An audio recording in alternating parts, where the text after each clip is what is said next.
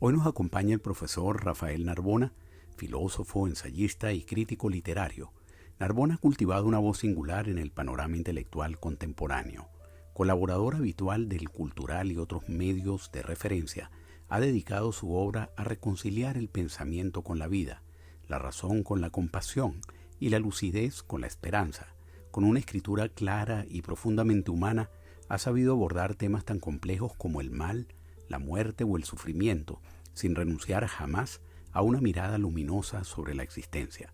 En esta ocasión conversamos sobre su libro Maestros de la Felicidad, una obra que no tribaliza el dolor ni ofrece promesas fáciles, sino que nos invita a escuchar a aquellos pensadores que, desde distintas épocas y tradiciones, buscaron caminos hacia la alegría serena, la libertad interior y el amor por la vida. Spinoza, Nietzsche, Camus, Zambrano, todos ellos resucitan en estas páginas como compañeros de ruta en la aventura de vivir con sentido. ¿Qué significa ser feliz sin cerrar los ojos al sufrimiento? ¿Qué nos enseñan estos maestros sobre el arte de habitar el mundo con profundidad y gratitud? Los invito a abrir juntos en esta entrevista este libro Maestros de la Felicidad, una puerta, una brújula y quizás una promesa de consuelos. Comenzamos. El séptimo laberinto.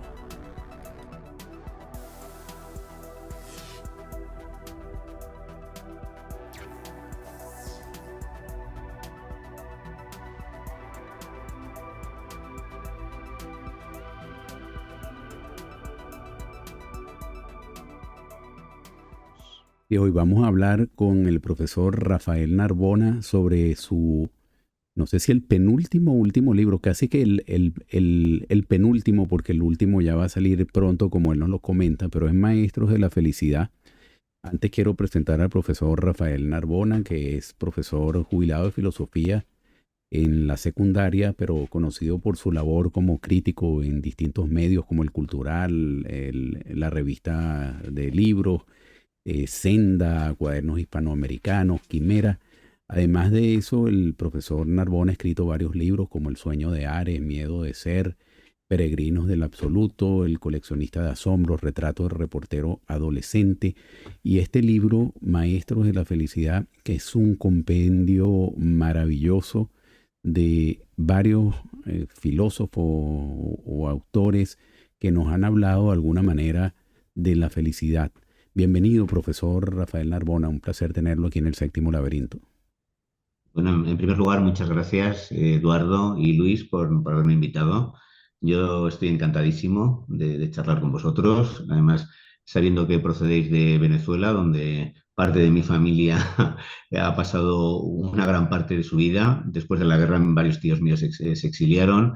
Los recuerdos que yo tengo de mis tíos cuando hablaban de Venezuela eran espléndidos, ¿no? Claro, nada que ver con la situación actual, ¿no? En aquella época había muchas oportunidades. Así que bueno, un placer charlar con vosotros. No, agradecido de conversar contigo en el día de hoy. Y bueno, el tema de la felicidad, tema muy complicado porque uno, lo primero que uno se preguntaría, bueno, ¿qué entiende uno por la felicidad? Y los distintos filósofos que usted trata en el libro, con algunos con experiencias fascinantes, como es el caso de Víctor Frank, El hombre en busca de un sentido, etcétera. Todos de acuerdo a sus experiencias nos han definido la felicidad. Pero ¿cómo selecciona usted los personajes específicamente y por qué los incluyó a ellos y no a otros? ¿Qué nos dicen ellos en general, de forma integral, y después podemos comentar de alguno en específico sobre la felicidad? Bueno, yo en primer lugar me gustaría definir qué es la felicidad, porque ahora mismo hay una industria de la felicidad que dice, pues repite muchos tópicos, dice muchas tonterías incluso, y muchas veces se confunde la felicidad con un estado de exaltación, de euforia, y eso no es felicidad, eso es más bien un estado de desorden mental, un estado casi patológico. La felicidad, si nos vamos a la raíz etimológica del término, es llevar una vida fructífera, una vida fecunda. Yo creo que, por ejemplo, la vida de Víctor Frankl es una vida feliz, a pesar de haber pasado por Auschwitz y por otros campos de concentración, de haber perdido a su mujer, a sus padres, porque él llevó una vida fecunda, inventó la logoterapia, escribió un libro espléndido donde no cayó en la tentación del resentimiento ni del victimismo, sino que intentó transformar su experiencia en algo que le permitiera encontrar un sentido a la vida.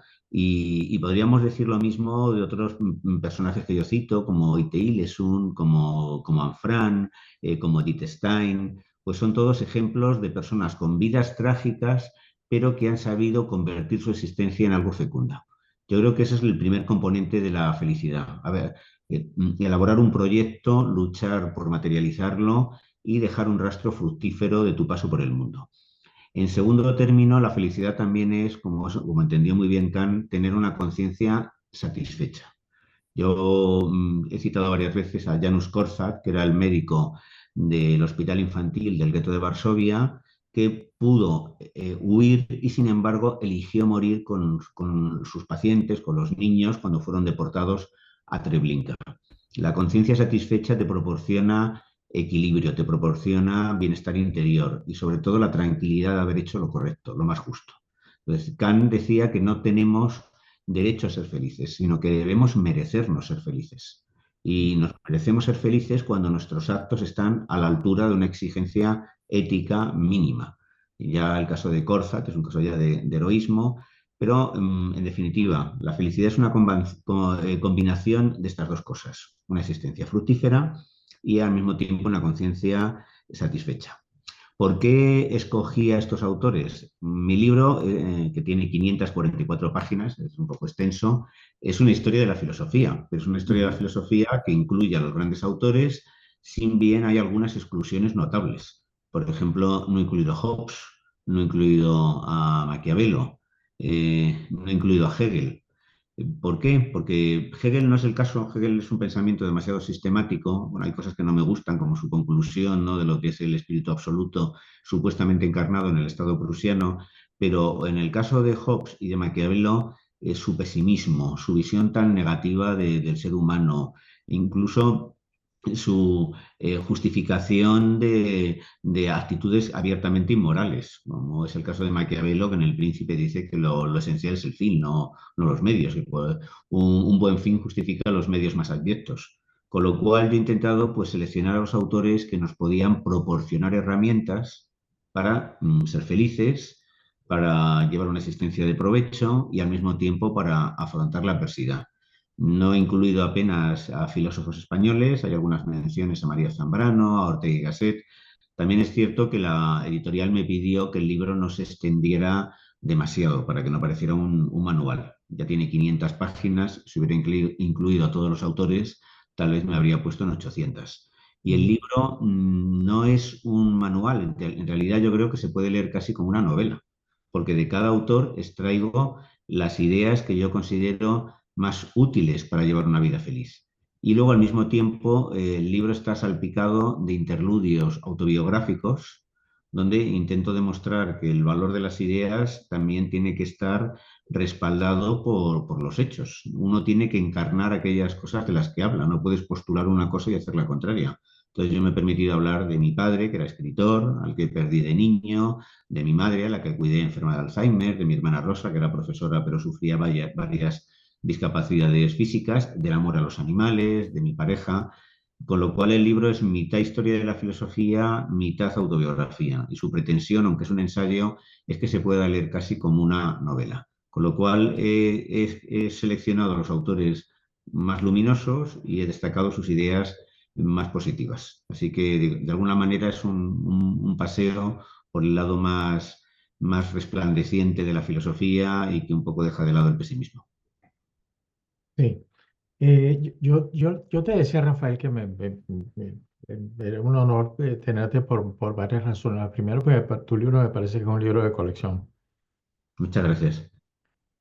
Contiene muchas cosas para aprender, cosas que no, normalmente, a pesar de haber pasado por universidades, habremos estudiado y leído, hay cosas que estoy descubriendo y que mucha gente, el lector, va a descubrir, igual que yo. Una de las cosas que más me impresionó la primera parte del libro fue eso que la Ilíada en su poema dice, quizás que vivir con miedo nos hace morir 1000 veces antes de que llegue nuestra hora. Eso es fascinante, Ujú. realmente fascinante.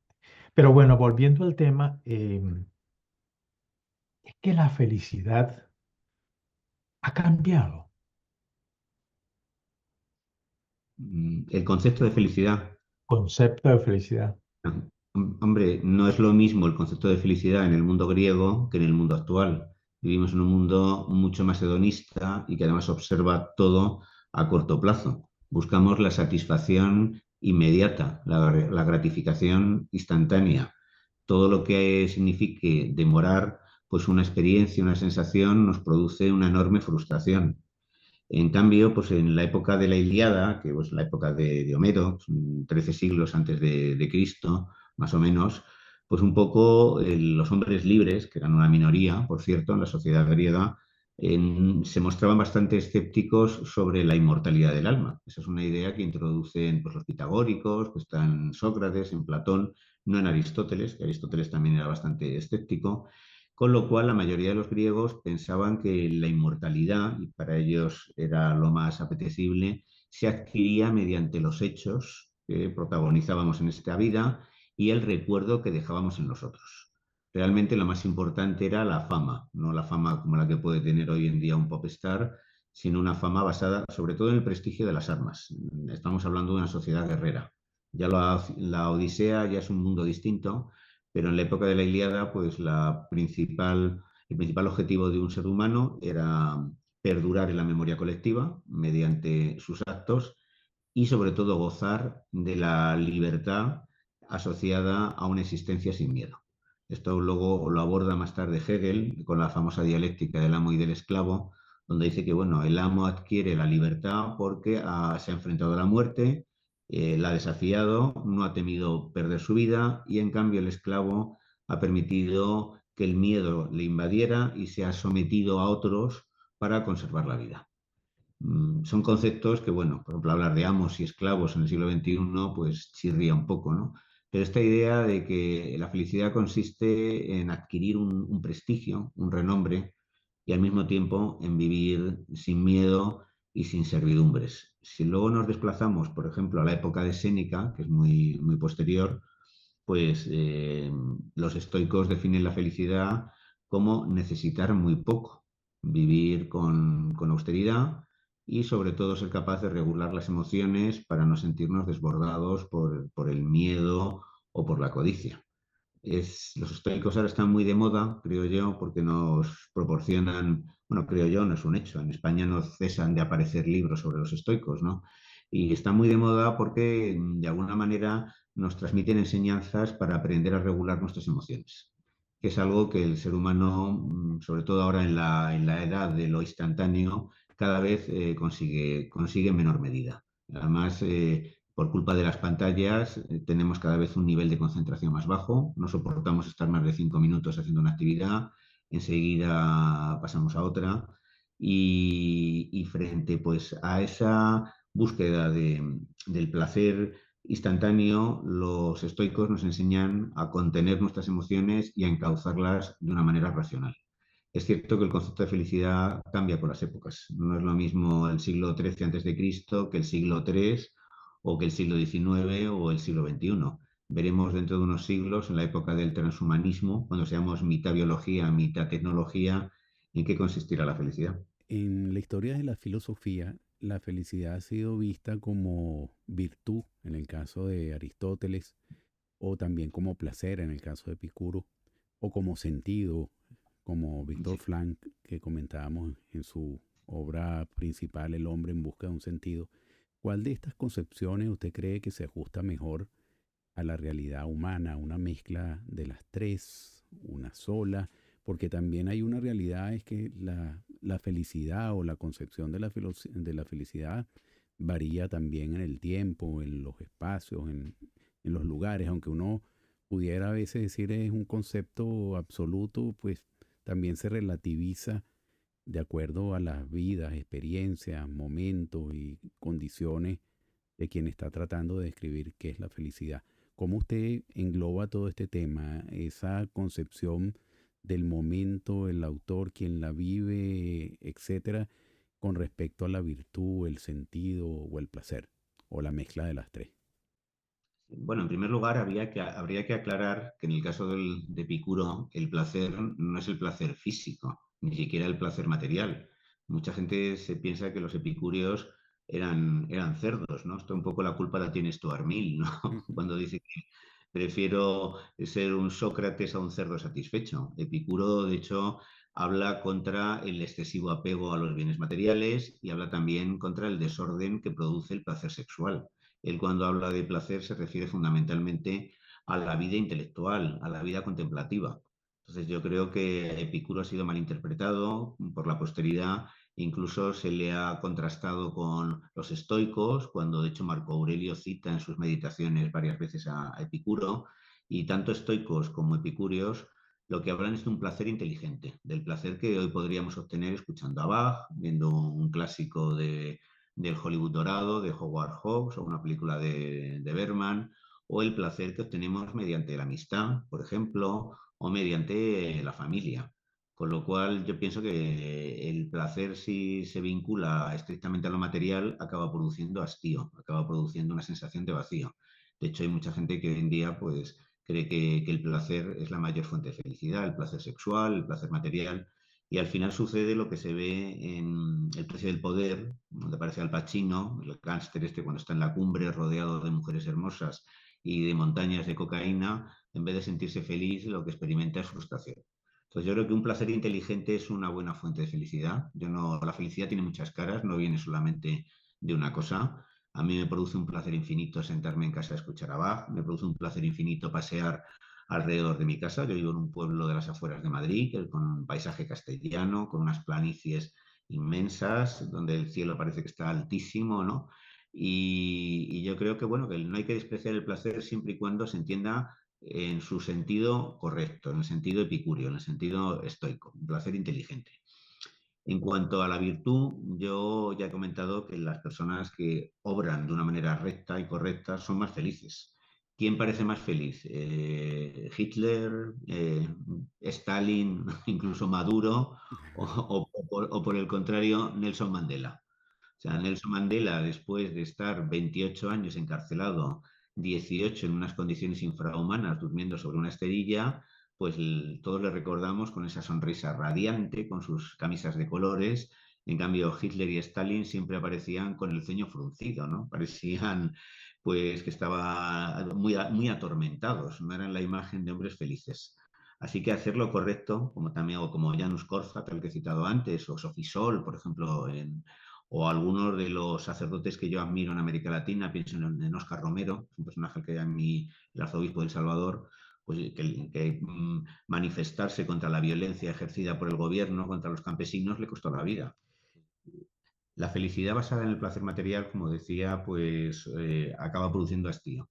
En cambio, la felicidad basada en la virtud, en hacer lo correcto, yo creo que es muy gratificante. Y cito el ejemplo de Nelson Mandela. Nelson Mandela, después de pasar 28 años en prisión, todos le recordamos con sus camisas de fantasía, con su sonrisa permanente. ¿Y por qué? Porque él había hecho realmente algo admirable, que es luchar por la igualdad de derechos y al mismo tiempo, cuando llegó al poder, evitar que se produjera una guerra civil. Por el contrario, líderes nefastos como Hitler, como Mussolini o incluso con Maduro o hasta Donald Trump, que casi siempre aparece con la cara congestionada por la ira, pues no aparecen precisamente personas felices. Putin tampoco, ¿no? Putin da una imagen siniestra. Yo creo que los líderes como que tienen un liderazgo beneficioso sobre el género humano, como Nelson Mandela o como Martin Luther King o como Oscar Romero, pues sí transmiten felicidad, porque han hallado un equilibrio interior.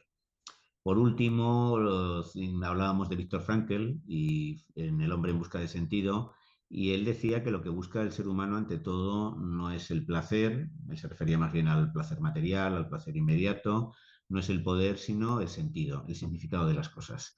Yo por eso introduzco varias veces en el libro una perspectiva escatológica, que algunos me han recriminado, ¿no? Dicen, no, es que es un libro casi religioso en algunos momentos. Pues al margen de que no es un libro abiertamente ni católico ni cristiano, sí planteo el tema de la existencia de Dios, porque si nos quedamos únicamente con la perspectiva empírica, el universo camina hacia una muerte térmica.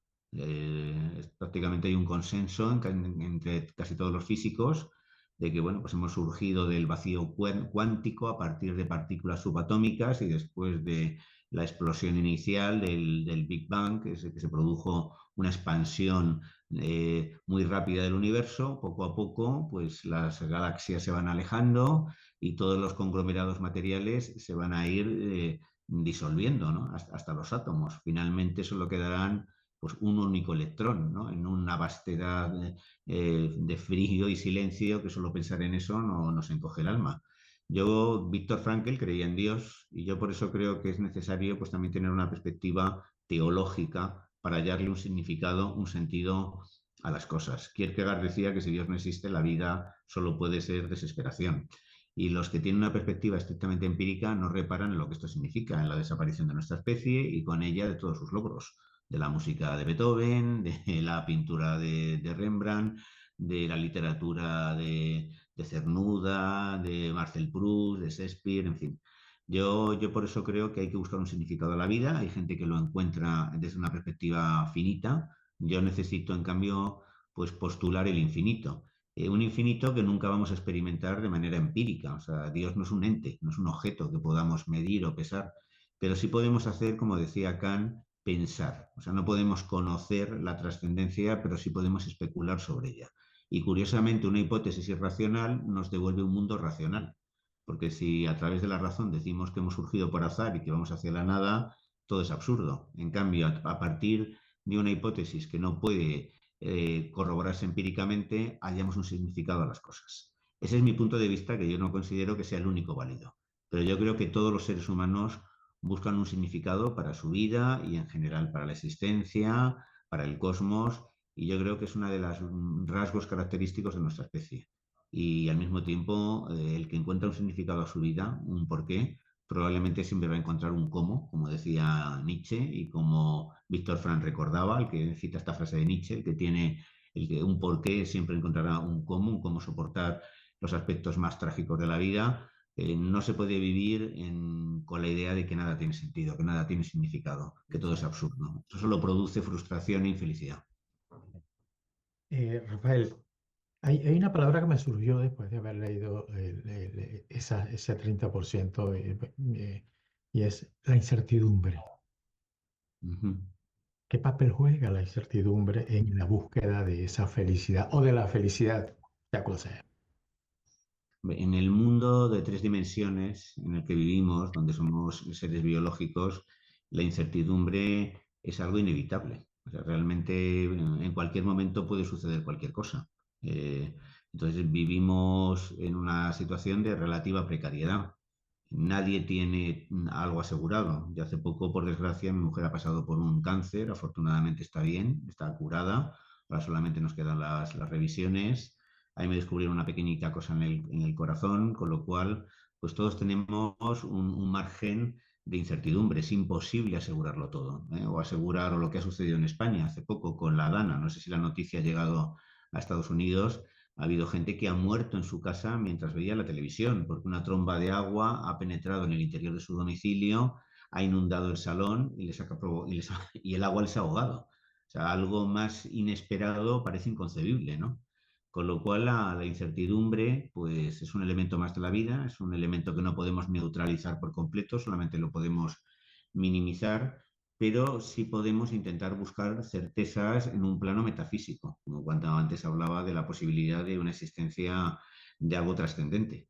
Entonces, o certezas en el ámbito moral. Tenemos ciertas convicciones como que el hombre es un fin en sí mismo, algo que nos comentó Kant. Entonces, yo creo que hay una serie de certezas que son necesarias para llevar una vida satisfactoria, pero por lo menos en el mundo de tres dimensiones que habitamos, siempre estaremos en manos de la incertidumbre. Si pensamos que solo hay incertidumbre, que solo hay azar, pues yo creo que desembocas en posturas como la de Albert Camus en El extranjero, o como la de Sartre en La náusea, o como la de Cioran, el filósofo rumano, en cualquiera de sus ensayos, ¿no? Esta sensación de que todo es absurdo, ¿no? Pero ahí cada uno pues tiene que resolver ese dilema como buenamente puede. Por ejemplo, Hans Jonas, discípulo de Heidegger, decía que la mortalidad era una bendición, porque gracias a la muerte se renueva todo. Cada generación aporta algo distinto. Luego hay, en cambio, otros autores como Unamuno, como Pascal, que sin la perspectiva de la eternidad, la vida les resulta insoportable. Spinoza en la Ética dice que todo lo que existe pues aspira a perdurar. Entonces, esto no se puede dar una fórmula universal, cada uno tiene que encontrar su propio camino. Además, yo creo que el papel de la filosofía no es proporcionar respuestas, sino plantear preguntas y permitir que cada uno, por medio del ejercicio libre de su razón, pues se acoja a las certezas y a las respuestas que le parecen más convincentes.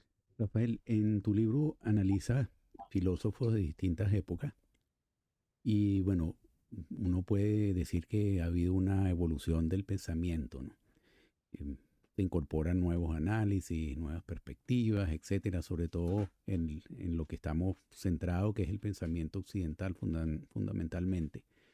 Y ha habido un esfuerzo por tener una mayor comprensión de la felicidad o hemos perdido en el camino valores y verdades fundamentales, porque uno nota que sobre todo en lo que se ha escrito en los últimos años siempre hay una vuelta hacia la antigüedad, hacia lo que escribieron o el legado de los primeros filósofos reinterpretados. Entonces, ¿se ha ido quedando algo en el camino o estamos haciendo un nuevo camino al andar, como decía el insigne Machado. poeta español Machado, Antonio Machado? Bueno, yo creo que se han quedado muchas cosas por el camino. Realmente vivimos en un tiempo líquido, como se ha dicho, donde ya cada vez hay menos certezas. Y yo creo que en el plano moral, en el plano individual, hace falta sentirse arraigado a las cosas, ¿no? Primero estar vinculado a la tradición, porque la tradición nos aporta enseñanzas muy valiosas. Realmente, aunque, por ejemplo, una persona sea atea, en el mundo occidental tiene la necesidad de conocer lo que ha sido el legado cristiano, pero también es necesario conocer el legado que procede de Oriente. Realmente la civilización son como los estratos geológicos, se van añadiendo capas y esas capas un poco nos sostienen. Y cuantas más capas tengamos bajo nuestros pies o hayamos acumulado en nuestra memoria, pues más firmemente caminaremos sobre la tierra. Luego, por un lado, por ejemplo, el nacionalismo a mí me parece un sentimiento muy negativo, el pensar que España, Venezuela, Estados Unidos es mejor que otro país, eso es una cosa, me parece absolutamente falsa, pero es normal que cada uno se sienta vinculado a su tierra. Yo, por ejemplo, vivo en Madrid, que antes esto era Castilla, esto de la Comunidad de Madrid es un poco artificial, en realidad esto sigue siendo Castilla-La Mancha, y yo me siento muy arraigado al paisaje que hay alrededor de mi casa, ¿no? O sea, realmente a mí me gusta mucho el paisaje castellano, con estas extensiones enormes, ¿no? Con estos horizontes interminables. Y yo creo que cada uno, pues vosotros que vivís fuera de Venezuela, que es vuestro país, no sé si sentís nostalgia de vuestra tierra, ¿no?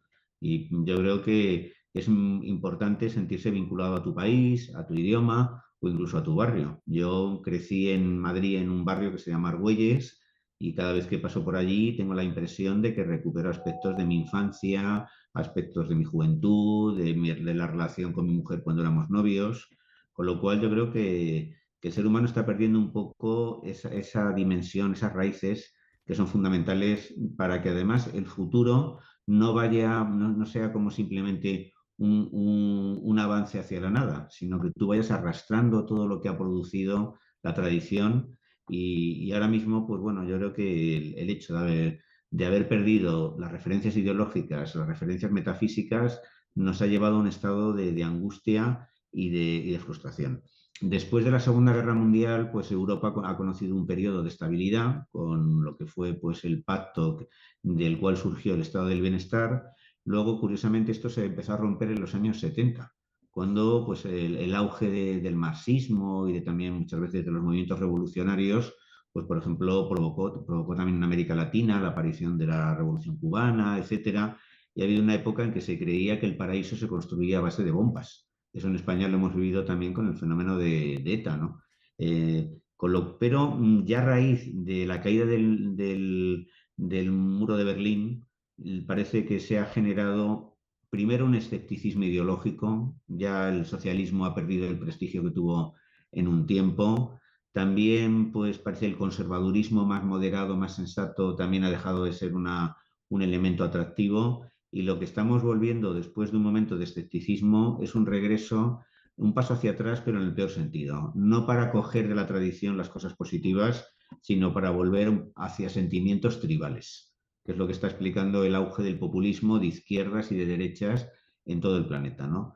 Después de perder también las creencias religiosas que en Europa se desploman después de 1945 y sobre todo después de 1948, pues después de estas dos fechas, cada vez hay menos gente que tiene una esperanza sobrenatural, cada vez las ideologías parecen menos convincentes, se produce una sensación de vacío y luego de repente se vuelve hacia el pasado, pero no de una forma inteligente, sino para coger lo peor, que es el tribalismo, ese sentimiento de horda, de yo pertenezco a algo y todo lo que viene de fuera es intrínsecamente malo, intrínsecamente perverso y hay que repudiarlo. Con lo cual, bueno, yo pienso que esa sensación de vacío es insostenible, acaba produciendo mucha frustración, hacen falta certezas ideológicas, metafísicas, del tipo que sea, pero tampoco la alternativa es volver hacia los viejos fetiches, hacia los viejos tótems. Yo hacia el tótem de la raza, que ahora mismo hay pues cada vez más xenofobia.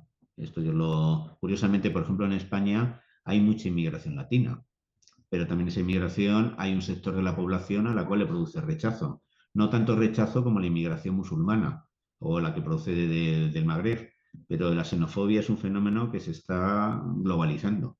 Entonces, pues la crisis de las ideologías, la crisis de fe, no puede llevarnos pues a una especie de tribalismo excluyente donde de nuevo pues se cierran las puertas al intercambio cultural.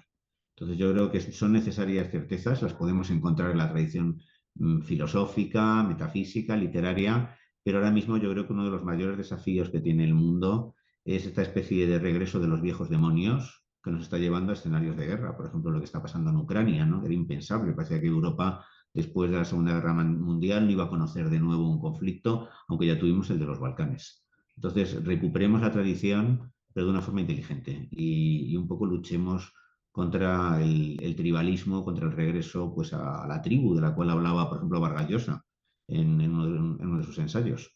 Yo no coincido con Vargas Llosa en todo, yo no creo que tampoco en ese neoliberalismo que a él tanto le seduce, pero sí creo en la necesidad de afrontar el presente desde una mirada inteligente.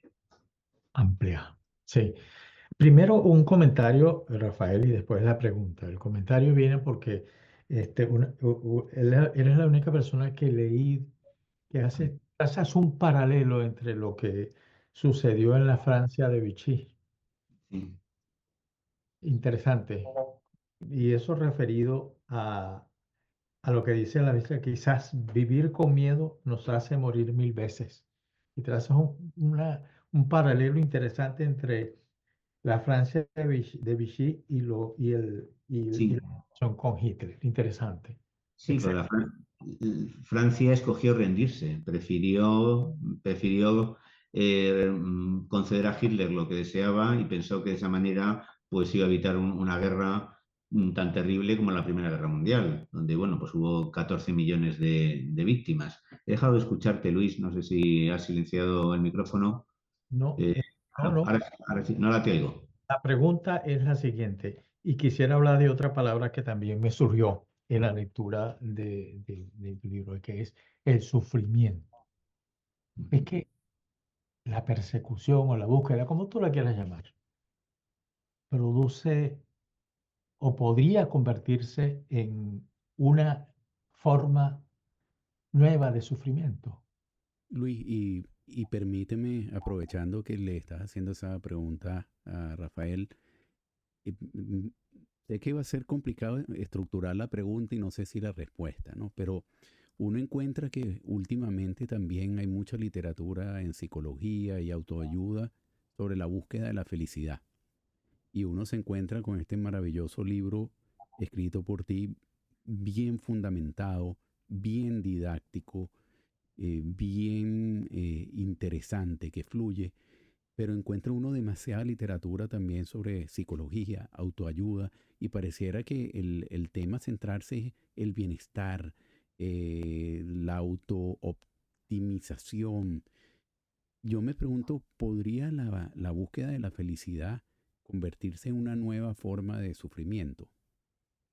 Sí, claro. O sea, hay un concepto equivocado de la felicidad es una fuente de infelicidad y es una de las principales causas de la infelicidad. Por ejemplo, si tú le esperas absolutamente todo de tu pareja, que es lo que sucede en muchos matrimonios, tú crees que tu pareja va a ser el absoluto y te va a traer todo tipo de felicidades y le va a dar sentido a tu existencia, pues evidentemente te vas a sentir defraudado, porque ninguna persona te puede aportar esto. Entonces, hay una idea equivocada de la felicidad según la cual, pues, tener, por ejemplo, propiedades materiales, el consumismo interminable, pues también eso te va a hacer feliz. Ahora mismo nos están bombardeando continuamente para que compremos cosas. Y incluso hay gente que está enganchada al consumo compulsivo. Además, según compras algo, experimentas una gratificación muy breve, luego sientes culpabilidad por el gasto inútil que has hecho, pero inmediatamente compras otra cosa. Realmente esta idea de que la felicidad es consumir, de que la felicidad es encontrar en el otro toda clase de perfecciones o que la felicidad procede del éxito profesional, pues acaba generando infelicidad o la idea de que la felicidad es un estado de exaltación que muchas veces puedes buscar mediante el alcohol, mediante las drogas. Entonces, un concepto equivocado de la felicidad, que está un poco también impulsado por los libros de autoayuda, pues lo que lleva es a la infelicidad, a la autodestrucción, a la insatisfacción. Por eso yo antes insistía en definir la felicidad como una mezcla de lo fructífero y una conciencia que se ajuste a unas expectativas morales. Entonces yo me horrorizaba la posibilidad de que mi libro se confundiera con un manual de Mm. autoayuda. O sea, nada más lejos de la realidad.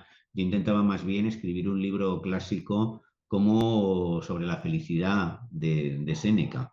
Pero es cierto que la palabra felicidad hoy se asocia a la autoayuda y bueno, muchas veces pues esto para mí ha sido una fuente de malentendidos, pero yo creo que hay que volver a la felicidad tal como la describieron los clásicos, ¿no? Que nos proporcionaron enseñanzas muy valiosas, Aristóteles, Séneca o Kant. Y tener pues unas expectativas más realistas. O sea, los seres humanos somos todos imperfectos, no hay nadie que no tenga alguna zona en sombra, en penumbra. No hay que esperar del otro pues algo poco realista y hay que, pues un poco yo creo que la felicidad consiste en elaborar un proyecto personal. Cada uno tiene que tener una meta, un proyecto, convertir su vida en un quehacer, como decía Ortega, y dar los pasos necesarios pues para realizar esa meta. Lo cual no va a implicar que tú estés a resguardo del sufrimiento, porque todos estamos expuestos a enfermedades, a pérdidas, a fracasos. Lo que sucede es que el sufrimiento hay formas inteligentes de vivirlo y formas, por el contrario, estériles, ¿no? Entonces el sufrimiento te puede destruir, le podría haber sucedido, por ejemplo, a Víctor Frankl. Víctor Frankl podía haberse suicidado, como hicieron otros supervivientes de los campos de exterminio, como es el caso de Primo Levi, como es el caso de Jan Amery, como es el caso de Bruno Bettelheim. Todos estos supervivientes que escribieron libros espléndidos sobre su experiencia acabaron suicidándose. Entonces el sufrimiento te puede llevar a la devastación absoluta. Pero en cambio Víctor Frankl demostró que era posible vivir el sufrimiento de otra forma. ¿Acaso él no sufrió cuando perdió a su mujer aplastada el día en que se liberó del campo? Que además es una muerte muy trágica, porque su mujer no muere asesinada por los nazis directamente, sino que cuando el campo es liberado por el Ejército Rojo se produce una estampida al ver a los soldados y su mujer muy debilitada cae al suelo y la aplastan sus propios compañeros.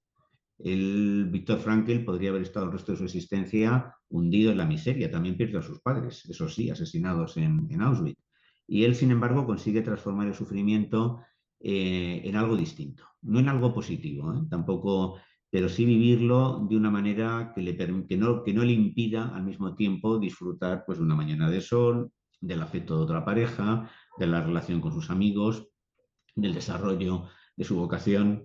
Por eso es importante la filosofía, porque la filosofía nos enseña pues, a vivir de una manera más fructífera. O sea, realmente, si leemos pues, a Pascal, a Unamuno, a Ortega, pues vamos a encontrar formas de atenuar el sufrimiento, no de suprimirlo, porque eso es imposible, ¿no? El sufrimiento forma parte de la vida, pero hay maneras de enfrentarse a él que son destructivas y otras que, por el contrario, pues podemos hasta incluso crecer en algunos casos, ¿no? Porque el sufrimiento nos puede, por ejemplo, enseñar a ser más empáticos con los otros. En vez de te puede envilecer el sufrimiento, pero también te puede volver una persona más compasiva y más solidaria. Recuerdo haber visto esta serie española de la televisión española de filosofía, Merlín, y de los dilemas a los que se enfrentaban los muchachos en la serie. Tú fuiste por muchos años profesor de filosofía y me pregunto, ¿qué te quedó de los años en los que fuiste profesor, de las generaciones que formaste y de sus concepciones en cuanto a la felicidad o de su concepción de la felicidad? Si notaste con los años un cambio o si más o menos viene siendo siempre la misma esencia, porque a esa edad la felicidad está centrada en alcanzar metas, objetivos, etcétera, que la sociedad te impone muchas veces. Pero me pregunto también, y ya casi para cerrar la entrevista, si tuvieras un filósofo con el que tuvieras la oportunidad de conversar, ¿cuál sería ese filósofo? Y si me pudieras definir también la felicidad con una frase, con una sola frase, ¿cuál sería esa definición de felicidad? Vamos por partes. En primer lugar, como profesor aprendí a relativizar determinadas afirmaciones, porque todos los alumnos, cada año, me decían los más mayores, los que vienen detrás tienen un comportamiento horrible, se están perdiendo los valores, se están perdiendo las formas. Y eso, en los 25 años que di clase, pues me lo dijo cada grupo de alumnos. Según esto, estaríamos experimentando pues una degradación progresiva y yo realmente tampoco he visto eso. O sea, yo mi experiencia es que cuando empecé a dar clases en los 90 y cuando lo dejé 25 años después, las generaciones no habían cambiado tanto. Lo que sí se tiene es una tendencia a menospreciar a las generaciones que vienen detrás de nosotros, ¿no? A pensar que nosotros somos mejores que ellos o que tenemos más valores. Y no, cada generación, pues hay ciertas cosas que se repiten. La adolescencia es un periodo particularmente complejo, particularmente difícil. Es un periodo donde los chicos todavía no han forjado su identidad, donde están en un estado de confusión, donde son muy vulnerables, donde son muy manipulables, donde al mismo tiempo son muy dogmáticos en algunas cosas. Sus opiniones son como muy terminantes, son muy poco flexibles. Pero yo he aprendido mucho de mis alumnos y de hecho por eso los incluyo en el libro, ¿no? El libro incluye pues varias relaciones reales con algunos de mis alumnos y los alumnos son como los adultos. Hay toda clase de conductas. Yo he tenido alumnos espléndidos, generosos, solidarios, con muchísima curiosidad y chicos que ya con 15 años pues están pues no sé, por dentro han acumulado un montón de miserias, ¿no? Y ya tienen pues a veces los vicios del adulto más cínico y más escéptico. El ser profesor es una experiencia muy enriquecedora. El mayor problema muchas veces es que la administración hace los planes de estudio sin tener en cuenta la realidad, no consulta suficientemente a los profesores y luego la escasez de medios. O sea, una clase con 30 alumnos funciona muy mal. Yo pienso que un profesor funciona bien cuando tiene un grupo relativamente pequeño, como máximo de 20. Pero en líneas generales la experiencia ha sido positiva y yo no tengo argumentos para decir que los jóvenes son cada día peores o que nos están llevando hacia una sociedad terrible, sino que con la perspectiva que me dio 25 años de docencia, se parecía mucho en los 90 a lo que hay ahora. Tal vez que ha cambiado el tema de las nuevas tecnologías. Y eso es una cosa que ahora mismo, pues el poder hipnótico que tienen las pantallas. Tal vez yo cuando empecé sí había conflictos, sí había bullying, siempre ha existido el maltrato, pero ahora ha adquirido una dimensión distinta por culpa del móvil, ¿no? En que tú puedas grabar una agresión, difundirla, etcétera.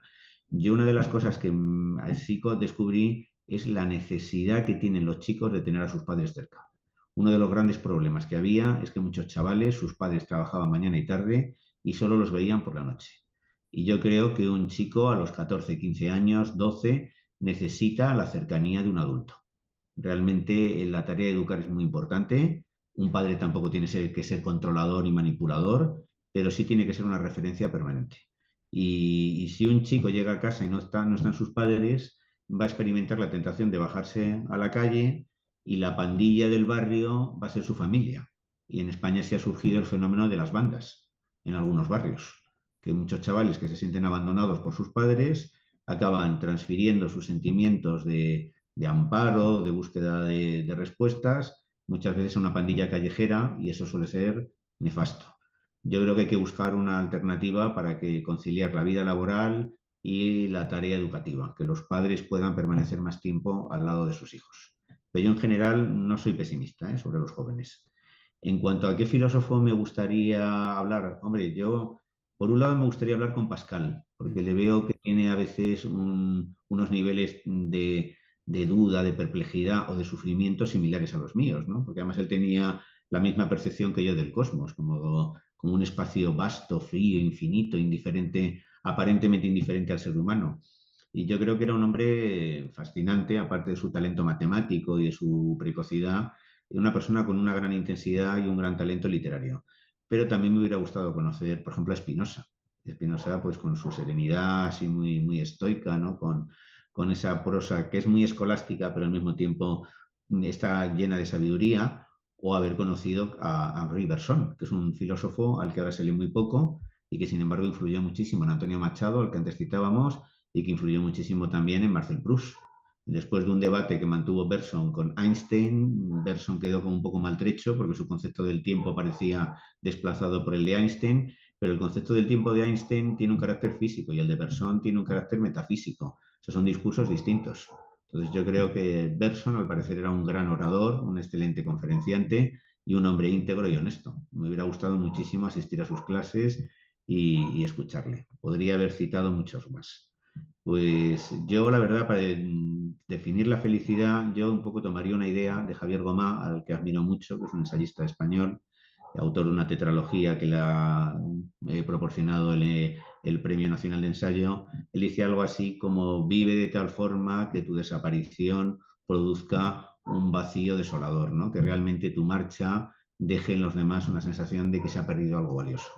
Pues yo pienso que deberíamos, que la felicidad consiste en pasar por el mundo de una manera fructífera y en dejar un legado, un recuerdo en los otros que estimule a la superación personal. Realmente que nuestra vida sea un ejemplo para los otros. Yo creo que el que asume pues, ese reto, dejar un ejemplo fructífero, pues está ayudando a los otros a ser felices y a crecer como seres humanos. No sé si lo conseguiré, pero a mí me gustaría llevar una existencia fructífera y ejemplar. Por lo menos creo que eso debería ser la meta de cada uno de nosotros. Otra cosa distinta es que no estemos a la altura de nuestras expectativas. Bueno, Rafael, ya llegamos al final del programa. Quería agradecerte profundamente el tiempo que nos dedicamos. Uno encuentra que sí, a lo largo de la historia, la humanidad ha buscado siempre respuestas de qué es lo que significa vivir, qué significa una vida plena, una vida feliz. Y desde la sabiduría de los antiguos griegos y las reflexiones del pensamiento contemporáneo que tú hacías muy bien en tu libro, esto ha sido siempre un enigma que cada generación ha tratado de descifrar. ¿Dónde está verdaderamente la felicidad? Quizás más que por respuestas podamos encontrarla haciéndonos preguntas. Pero hemos recorrido contigo un viaje filosófico y hemos descubierto que más que una meta fija, la felicidad es un diálogo constante con la vida misma. Muchas gracias por haber estado con nosotros en el séptimo laberinto, por haber compartido tu valioso tiempo. Y coméntanos ya para cerrar, por favor, Rafael, de lo que va a ser tu próximo libro. No, pues muchísimas gracias a Eduardo, muchas gracias Luis por vuestras preguntas que me han parecido muy inteligentes y muy pertinentes. Habéis tenido la paciencia de Yo al escucharme revés. un largo rato. Y luego, pues mi próximo libro, que si no, mira, tengo aquí, aunque todavía no ha llegado a las Sí, lo librerías, vi que presentaste ya la carátula en tus redes. sí, aparecerá en las librerías el 3 de abril en España y luego irá llegando poco a poco a América Latina. Maestros de la Felicidad apareció en Colombia, apareció también, me parece, en Uruguay. Este libro un poco intenta retomar el planteamiento de Eric Fromm en el arte de amar y explorar en qué consiste el amor a los padres, el amor a los hijos, el amor a la pareja, el amor a la naturaleza, el amor a los animales, el amor a la verdad, a la belleza, a la música, al arte, al paisaje. Entonces, pues bueno, va a ir va repasando cada uno de los objetos que pueden suscitar amor e intenta explicar en qué consiste, el amor a los amigos también, y toma como hilo conductor la enfermedad de mi mujer. Desde que a mi mujer le diagnosticaron un cáncer, el tratamiento, su curación y el apoyo que nos han proporcionado los amigos, la familia no, porque no tenemos familia. Yo he perdido a todos mis hermanos, no tengo, y mi mujer pues tiene 2 hermanos, pero está muy distanciada de ellos. Con lo cual hemos pasado la enfermedad, solamente hemos tenido el apoyo de los amigos, el apoyo del personal sanitario y sí intento destacar que sin el afecto que nos proporcionamos los unos a los otros, la vida pierde todo significado. Sí. Cito varias veces el ejemplo de los muchachos que sobrevivieron a la tragedia de los Andes, estos jugadores de rugby pues, uruguayos que se estrellaron en los Andes, y cómo allí en vez de brotar el egoísmo, al revés, lo que brotó fue la solidaridad y cómo los más fuertes ayudaron a los más débiles. Pues esta fábula de William Golding, El Señor de las Moscas, porque de hecho hay un ejemplo de algo similar que pasó en una isla en el reino de Tonga, y donde los chicos, 6 chavales, naufragaron en una isla desierta y en vez de matarse entre ellos, se ayudaron. En 1 año y medio no surgieron apenas conflictos. Yo creo que la mayoría de las personas son buenas, aunque un poco la filosofía a veces se empeña en decir lo contrario, y yo creo que lo que los dignifica es el compromiso de cuidarnos los unos a los otros. Eso es lo que realmente le da valor a la vida y le da valor al ser humano. Con lo cual es un libro, de hecho se subtitula así, ¿no? Es un libro sobre la importancia, una mirada única, la importancia de los afectos, los vínculos y los cuidados. Así que bueno, a ver si del libro anterior se han vendido 20.000 ejemplares, se han hecho ya 6 ediciones, pero bueno, a ver si consiguiera la cifra mágica de 50.000, que es a partir de la cual pues empiezas a tener cada vez más visibilidad, que a fin de cuentas es la meta de todo autor. Seguro.